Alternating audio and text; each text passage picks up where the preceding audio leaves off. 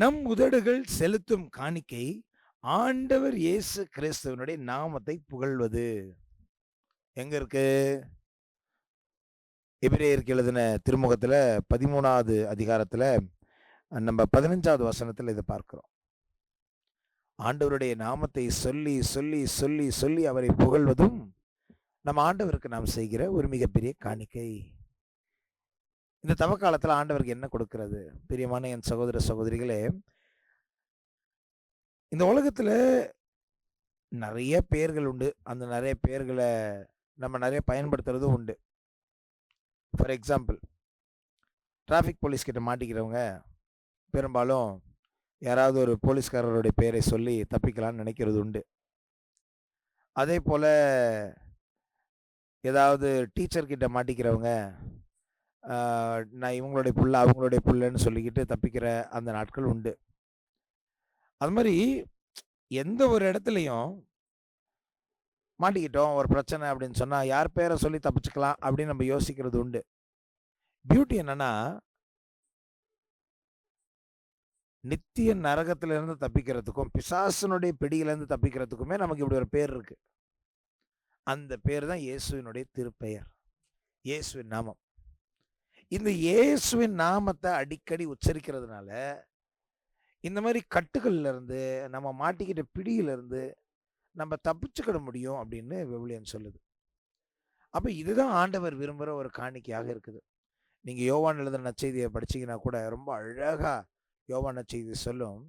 எது ஆண்டவருக்கு உகந்த பணி, எது ஆண்டவருக்கு உகந்த சேவை, அவர் மீது நம்பிக்கை கொள்வதுதான் அவருக்கு உகந்த பணி. அவர் மீது நம்பிக்கை கொள்வதுதான் அவர் விரும்புகிற செயல்பாடு. அப்ப இந்த தவக்காலத்துல இயேசுனுடைய பெயரை அடிக்கடி உச்சரிக்க நம்ம பழகலாமே. இயேசு அப்படின்னாலே கடவுள் என்னை மீட்கிறார் அப்படின்னு தான் அர்த்தம். அதனால தான் பாருங்க, ஒவ்வொரு பிரச்சனை வரும் பொழுது நம்ம இயேசு அப்படின்னு சொல்லும் போது ஆண்டவரே என்னை மீட்கிறீரே அப்படின்னு நம்ம சொல்றோம். இயேசு என்னை கடவுள் என்னை மீட்கிறார் அப்படின்னு நம்ம சொல்றோம். அதனாலதான் இயேசு அப்படின்ற பெயர் வரும் பொழுது இயேசு அப்படின்ற பெயர் வரும் பொழுது பேய்கள்லாம் நடுநடுங்குது, பயப்படுது, பதறி ஓடுது. பிரியமான சகோதர சகோதரிகளே, இந்த இயேசு என்கிற நாமத்தில் நீங்களும் ஒவ்வொரு நாளும் வெற்றி கொள்ள வேண்டும் என்பதுதான் ஆண்டவருடைய விருப்பமாக இருக்குது. இந்த இயேசு என்ற நாமத்தை நம்ம பயன்படுத்தலாமா? தினசரி வாழ்க்கையில பயன்படுத்தலாமா?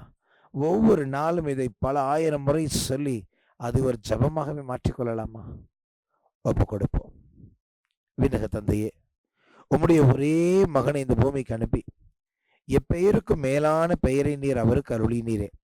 அந்த திரு பெயரினாலே நாங்கள் பேய்களை ஓட்டவும் நோய்களை சுகமாக்கவும் அதிகாரத்தை கொண்டு நாங்கள் இந்த பூமியில் உமக்கு உகந்தவர்களாய் வாழ்ந்திடவும் நீர் திருவுளம் கொண்டீரே, உமக்கு நன்றி செலுத்துகிறோம்.